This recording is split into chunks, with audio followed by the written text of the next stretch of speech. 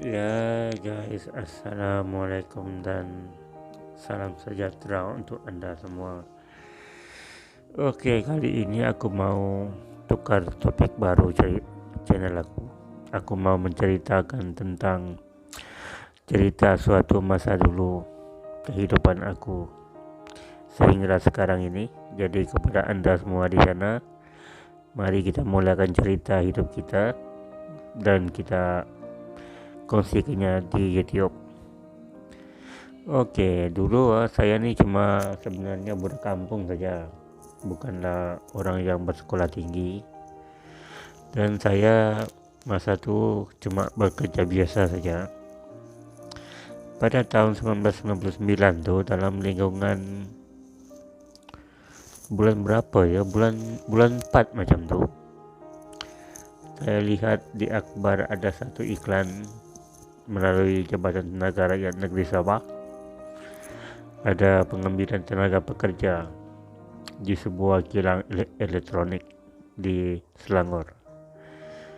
Jadi kami pun saya masa itu dengan adik saya pun ambillah peluang ini untuk bekerja di Selangor. Tapi pada masa itu pun kami takut ditipu ataupun ditindas. Kerja itu tak seindah yang dikatakan.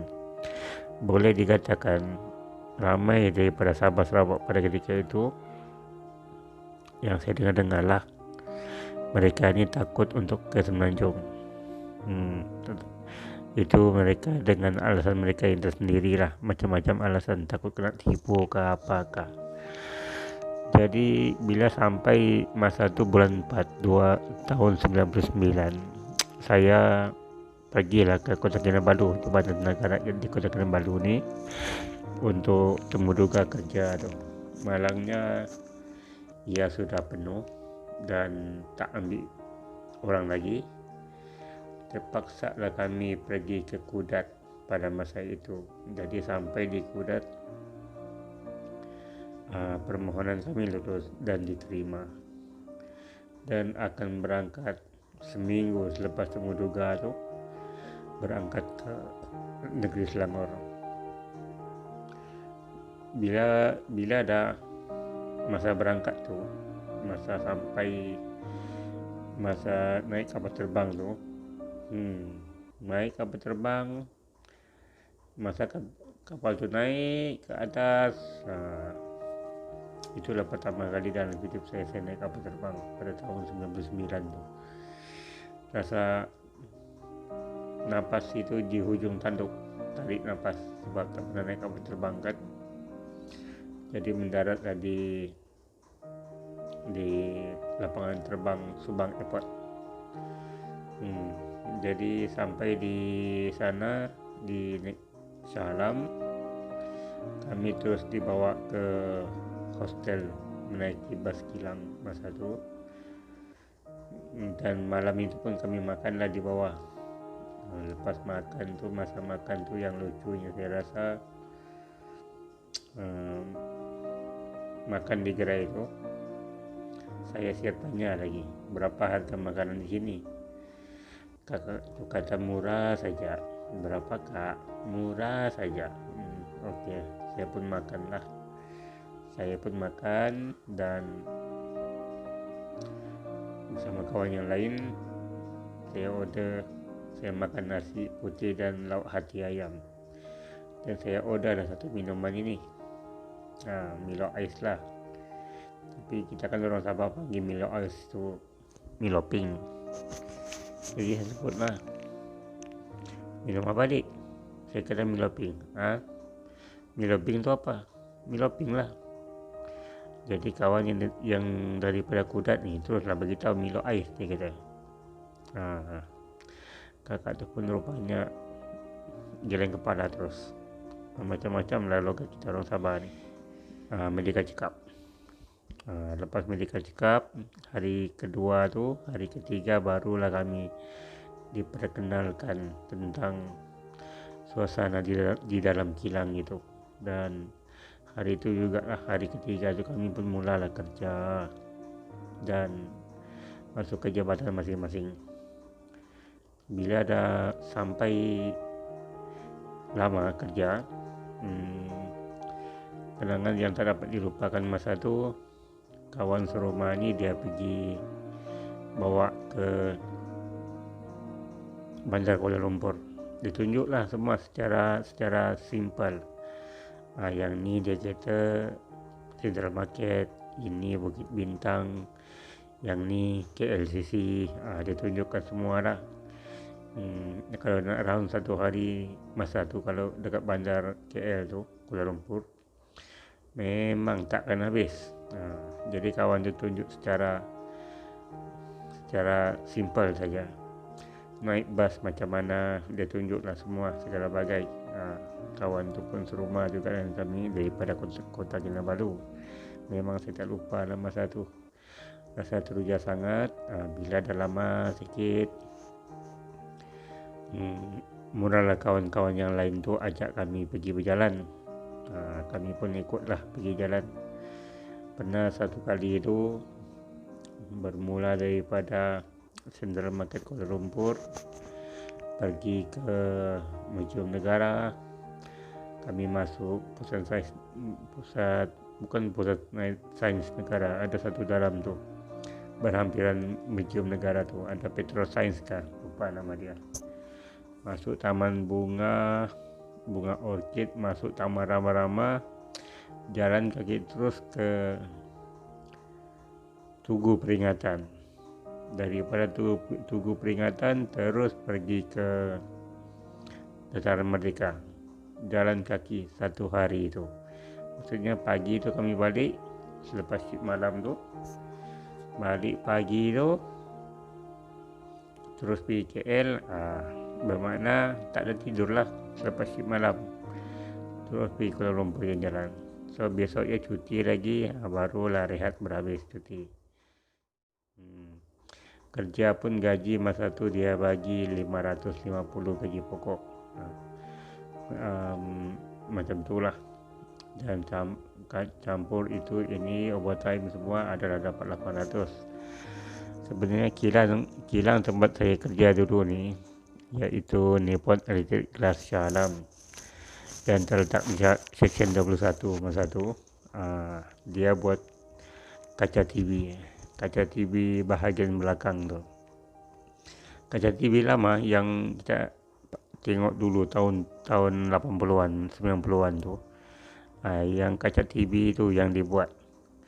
Dan sebenarnya kaca TV ni dia berasal daripada pasir laut. Yang di pasir laut tu dia masak pada suhu 1800 darjah.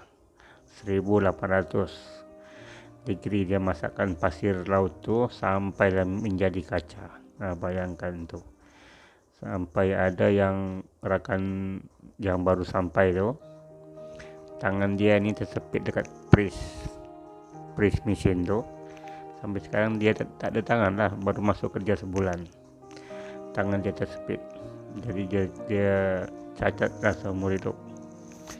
Itu antara kenangan pahit yang tak dapat dilupakan dengan kawan tu. So sekarang keadaan dia pun saya tak pasti macam mana.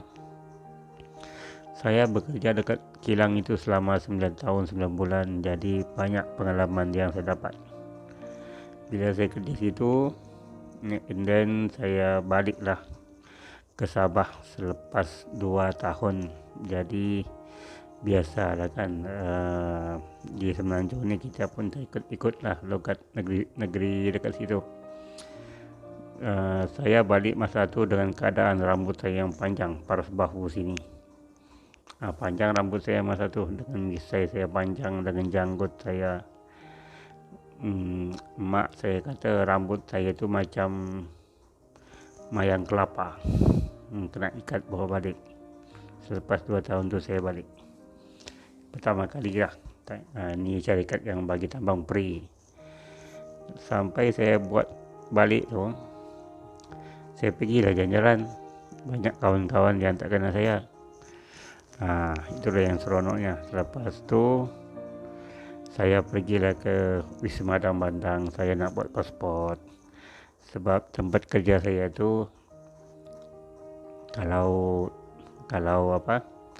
ada peluang dia akan hantar ke Jepun untuk bekerja di situ, bekerja sambil belajar lah, dihantar ke Jepun. Jadi saya pun buatlah satu paspor, pergilah ke Wisma Dang. Yang sampai ke Wisma Dang tuh saya tanya ada satu pakcik tuh, saya tanya dia dalam logat Semenanjung lah. Dia kata, pakcik, kalau nak buat pasport dekat sini nak tunggu berapa hari ke? Macam tu lah baru boleh dapat. Dan berapa bayar dia? Dia kata, jawab bagi tahu lah, cuma tunggu 3 hari saja. Lepas tu dia tanya saya, kamu ni orang mana? Saya cakap dengan logat Semenanjung saya yang sudah terikut itu. Saya kata saya asal daripada Kota Belud. Dan masa tu juga dia teruslah bawa nak kenalkan saya balik. Dia terus cakap bahasa ibunda kami. Dia faham. Dia tahulah kami sebangsa. Kenapa kau cakap logat Semenanjung? Baru 2 tahun dia kata duduk KL sudah cakap Semenanjung. Orang Semenanjung dia kata datang sini nak belajar bahasa tempatan. Kau balik sini kau cakap Semenanjung. Itulah salah satu cerita yang tak dapat saya lupakan masa buat pasport. Bila kami dah buat pasport, negara pertama yang saya pergi iaitu Singapura. Sampai ke Singapura, business trip 2 minggu. Lepas tu pun kami balik lah. Tapi pengalaman dekat Singapura tak pergi mana-mana, cuma berada di gudang tu sahaja. Dan habis kerja balik, tak ada cuti. Selepas 2 minggu kami pun balik lah. Pertama kali pergi Singapura daripada Selangor tu, kami naik kereta saja, kena hantar dari Kilang tu, hantar pergi ke Singapura. Itu kenangan yang pertama saya, dan tak dapat saya lupa negara Singapura yang pertama sekali saya masuk. Masa itu dekat Singapura, saya beli satu obat gatal. Saya pergi dekat farmasi itu, dia pun tak tahu cakap Melayu. Saya pun tak tahu cakap Inggeris. So saya ambil satu obat gatal ni. Obat gatal daripada Indonesia. Tapi pilihan saya itu tepat juga, sebab masa itu saya pun tak berapa fasih bahasa Inggeris. So saya beli. Kita pulang Malaysia, saya rasa sangat senang hati sekali kerana sampai Singapura. Lepas tu dapatlah allowance sehari. Masa tu kemungkinan berapa, mungkin RM50 ke satu hari. Jadi seminggu tu kira berapa dapatnya, dalam 700-800 allowance kena bayar. Jadi itu adalah pengalaman pertama kali saya ikut dengan ejen tenaga kerja dari Kota Kinabalu menuju ke Selangor. Ada juga yang saya dengar cerita yang mengatakan takut mereka ditipu, tetapi saya kentalkan semangat untuk pergi dan cuba untuk berubah sebenarnya kehidupan. Alhamdulillah semuanya okey. Yang saya rasa lucu, ada yang kami dengar daripada mulut ke mulut lah, di mana orang kampung kami ini yang kerja di sebuah tempat, saya rasa di Rawang lah dia kata, mungkin di Rawang, di mana masa tu mereka kerja dalam hutan, cari rotan. Mungkin kawan ni dia tak bawa apa-apa bekalan air sampai kehabisan. Dia kata bos pun tak bayar gaji lagi masa tu. Dia sampai terpaksa makan daun pucuk kayu je kata. Pucuk kayu je terpaksa makan masa tu kerana tak ada makanan lagi. Mungkin dia tak prepare ataupun dan nasib dia memang macam tu lah. Itulah sebab kami menjadi takut masa tu datang ke Kuala Lumpur. Lepas tu pula nak jadi cerita lagi, kebetulan sepupu saya pun datang ke Kuala Lumpur, ikut ejen, tapi saya rasa bukanlah ejen daripada Jabatan Tenaga Rakyat, bukan, dia datang sendiri ambil orang. Jadi sepupu saya tuh kerja dekat situ lah masa tuh. Kerja dia berada di dalam hutan, ambil rotan dia kata, dekat Ulu Jam sana. Kerja dia bersihkan rotan tuh kemudian dimasak. Tak tahu lah macam mana cara dia. Tapi dia kata bos tuh tahan mereka punya IC dan semua sigil supaya mereka tidak melarikan diri daripada majikan itu. So lepas daripada itu sepupu saya itu pun yang melarikan diri macam itu saja dan cari kerja lain, maka tinggallah semua segala dokumen dia. So kami pun masa itu rasa lega. Masa itu dia syarikat daripada Semenanjung ni sudah tidak lagi kerap mengambil tenaga kerja di Sabah, kerana mereka mula mengambil tenaga kerja itu bermula daripada tahun 92 sampailah kemungkinan pada tahun 99 ataupun tahun 2002 macam tu mereka dah mula berkurangan, kerana ada setengah individu ni dia pergi Kuala Lumpur, dia pergi Semenanjung sendiri kawan dia. Okay guys, sekian dulu kali ini untuk cerita saya tentang penghijraan pertama kali ke Kuala Lumpur melalui Jabatan Tenaga Rakyat Negeri Sabah. Stay tune di channel saya,